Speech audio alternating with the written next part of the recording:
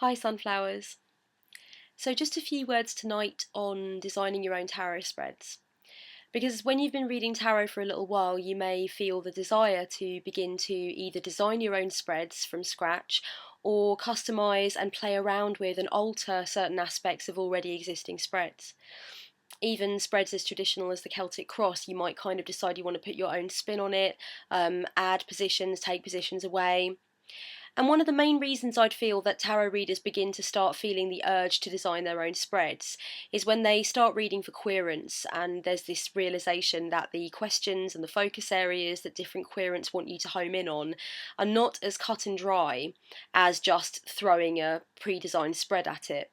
You need to customize the spread. You need to make sure that all the focus areas are in there, that the correct questions are being addressed and identified, so that that querent really feels that the reading speaks to them on a personal level.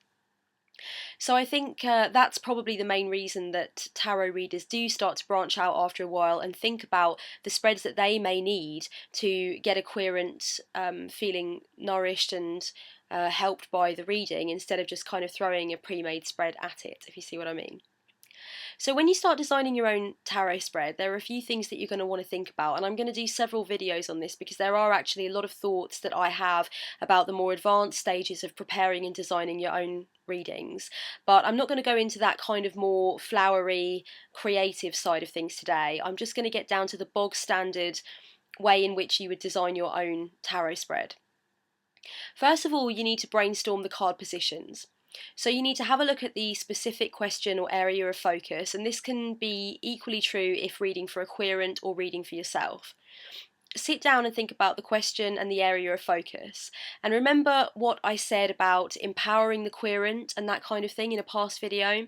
It's very important to make sure that the question is framed correctly. So it's important to make sure that the question is person-centered. If you're anything like me and you are using tarot for self-development and self-discovery, then the question being person-centered is important. So we're making sure that it's the person, that it's the center of the reading. The querent, the person receiving the reading, is going to be the person to whom we're going to be directing the consciousness of the reading, if you like. So with that in mind, look at the area of focus or the question, and then write down a list of the various card positions that you feel will be necessary in this spread. So for example, if we're looking at a relationship issue, then we might want to delve into the relationship's past and the relationship's present. We may also want to look at personal attributes and personal goals, personal feelings, that kind of thing. And also we might want some cards for advice as well. Advice cards are very, very good in all readings, I think. You know, they sort of find their way in.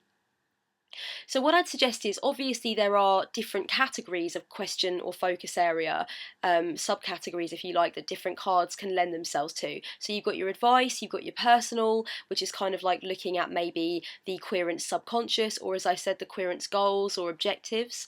Then you've got timeline questions, which kind of pertain to when something is most likely to happen, or when we should begin to start to put something into action or implement a course of action. And then, as I said, you've also got the different areas of the relationship as well, or different areas of life. So for example, a reading that's more generalised might have a card for your work area of life, a card for finances, a card for love, and so on. So basically what I'd suggest is, if you just look at some traditional spreads, particularly, I mean, the Celtic Cross is a perfect one, and it's one that pretty much everyone who's been playing around with tarot for any length of time will know like the back of their hand. And I know quite a lot of tarot readers don't really favour it, and I certainly don't use the traditional Celtic Cross. I mix it up a little bit. I've got my own spin on it, which I may show you at another time. In fact, I think I'll definitely start showing you some of my spreads, because some of them are sort of well loved and favoured by me now, but I did kind of invent them myself or customize them greatly to fit my own interests or to fit the needs of my querents over the years. So I will definitely start showing you some of the alterations that I've made and some of the spreads that I've designed from scratch.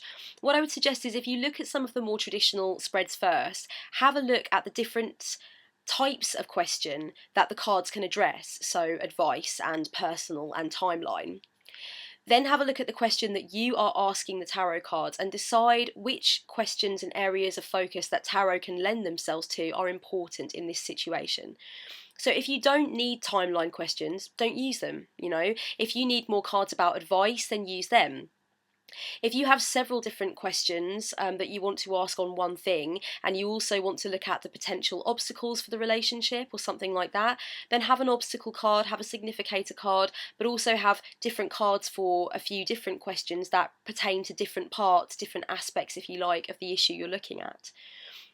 So this is how I think you should begin if you look at a traditional spread, and then just start cutting away the parts of the spread that don't apply, or the cards that you feel may not have such a strong bond or connection with the question, and just pare it down to the core cards that you'd like to keep and the questions that you really feel matter and should be given focus for you. That's how you will come up with a really strong spread that really speaks to you. And just begin by getting a plain A4 sheet of paper and just draw the positions on the piece of paper and write them down, and then cross out accordingly as you decide what you might want to keep or do away with, and just keep going until you've got the general look and feel of a spread that you've kind of designed for purpose. And another thing I would say is that a lot of spreads don't actually have sort of positions, if you like. There are a lot of tarot readers that don't actually choose to use set positions for different areas of focus. They're very much more about intuitively just pulling a few cards, just putting them down in no particular order, and picking out which symbols and which messages pertain to which part of the reading you're looking into. And that's absolutely fine. I am not by any means being a tarot spread fascist. I'm not saying that you need to have a spread every time. But many tarot readers do feel that spreads work better because you kind of get a more well-rounded view of the situation. You don't leave anything out.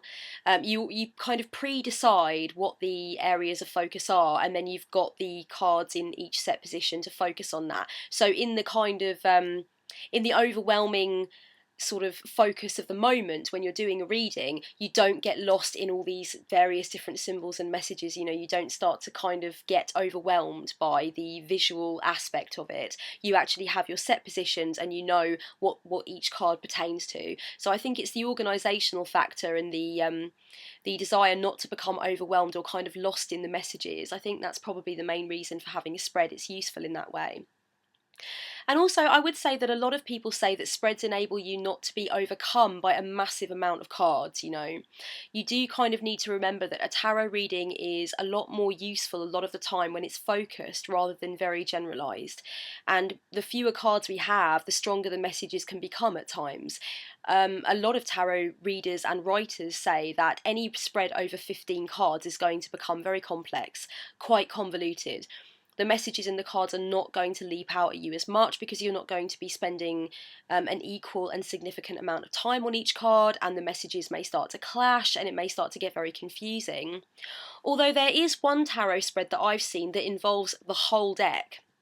And it's kind of a map of life kind of tarot reading, where you actually lay down the whole deck on the floor and kind of look at the journey as it spans over the whole 78 cards in the deck, and see where that takes you.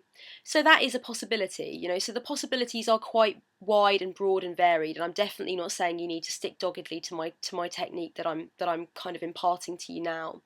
But I would say that when you first start to design a tarot spread, things like that can be very overwhelming, and it's probably best to start by focusing on the key areas, cutting away everything that won't make much difference to you or that isn't kind of relevant at this time, and just keep it very short and purpose driven. So now that you kind of get what I mean about not being flowery and not kind of overdoing it, just paring it down to the essentials, write your short purpose driven spread and do it for yourself or do it for a practice querent, or in fact work on it and do it for a querent that has a specific question. And you will really find that you own that reading because you've actually worked on designing a spread that is going to be very fit for purpose and is going to give a lot of nourishment and a lot of food for thought, because you cut away everything that doesn't matter and you've kept only the positions that are going to really lend themselves to the question. And I think with regard to designing your own spreads, you can really take it as far out of the box as you want to. I'm probably going to do another video in the future which talks about very creative ways that you can start to inject your life and your personality and your different interests and passions into tarot, and looking at themes for tarot readings that are very individualised. So I think one aspect that might be quite interesting is a tarot reading that is based around maybe figures in mythology, or maybe figures in a certain film, or is maybe based on a board game, or that kind of thing, where you're actually going very out of the box. So you're looking at something that could be a metaphor for life, but it exists in maybe pop culture, or it's something that you're personally interested in. Like, for example, for me, on my Etsy shop, I have a Wizard of Oz tarot reading. And I draw a tarot card which relates to or pertains to a certain character in Wizard of Oz. And then branching off from that character, I take the theme of the character and I kind of blend the messages of each tarot card to that character and kind of join them up. So, for example, I would draw a card to represent the scarecrow, and I would draw a card to represent the lion. So, this is all about needing to use your intellect for the scarecrow, for example, your cerebral knowledge, the way your mind is maybe battling with your heart, that kind of thing. And the lion would be sort of a great symbol of courage and nobility, and needing to find the courage within, needing to find, that courage at heart level. So basically, I've taken all of the key characters and the locations in The Wizard of Oz, and I've decided to create a spread that actually ties in perfectly with the themes of each character and the attributes and the concentrated meanings that each character brings to the table. So I'm just doing that, but I'm tying it in with tarot. And I've done this with a few different things, and I think that it's great for tarot readers to actually work on spreads that tap into something like that they personally like, or they personally feel they get something from, and then making a spread out of it just makes it all the more personal to you and makes you able to tap into the messages so much more, because you've designed that spread from a very personal place. And if you are stuck for ideas on designing your own spreads, or you kind of want to branch out, or you feel that you might want to leave the books behind and work on something for yourself, then do feel free to pop over to the Etsy shop and have a quick look at some of the ones that I've designed, because some of them are alterations or customizations of spreads that I've seen. Some of them I've just decided would make great readings. Some of them were requests that I've then kind of designed into a reading. And I think the shop spans about 4 pages now. So, if you do feel a lack of inspiration one day and you'd like to have a quick look around, then I have worked on a few, and I do feel that it is a very good idea when you get to that advanced stage with tarot reading that you do start to experiment with your own spreads and customize accordingly. But, it can be a bit of a work in progress, and it can be difficult to remind yourself not to become very flowery and very overt, and to put lots and lots and lots of positions in that you won't actually need. Keep it short, keep it purpose driven, and make sure you get rid of everything that's not essential. And I will show you some of the spreads that I've designed, definitely, and I will show you some of the positions that I favour with my tarot spreads. But I will say that most of them do tend to have some kind of significator, which I call a core card, which basically just is a representation of the querent's current standpoint or current circumstances and where they are in the here and now. An obstacle card, so basically the card that represents the emotional blockage, the issue, or the bridge that needs to be crossed. And I also have a card which represents the unconscious in quite a lot of readings. And sometimes I will draw a card for that position, but I may not necessarily explore it when I turn it over. It depends how much it actually grabs me when I actually see it. But sometimes I do actually go quite in depth with the card for the unconscious, and that is obviously what it says on the tin. It's supposed to tap into something that may still be in the querent's unconscious, but which hasn't yet risen to the surface. So I do like to draw a card for that, and I find sometimes that can be quite fruitful, but other times if I don't feel the need to interpret, I won't. But it is something that I always do tend to do. So there are positions that I do favour that do come up over and over again, but generally when I select a spread, the positions will be quite distinct, and that spread will be selected for a very specific purpose, and I will change things around and alter things if a querent has a specific question and I don't feel that any of the card positions lend itself to that enough. Then I will customise, and I will kind of swap things around so that I get exactly what the querent is looking for. So they're just a few thoughts on spread design, and enjoy it, have fun with it, and just see where it takes you, because it can take you to some very weird and wonderful places. Thanks for listening.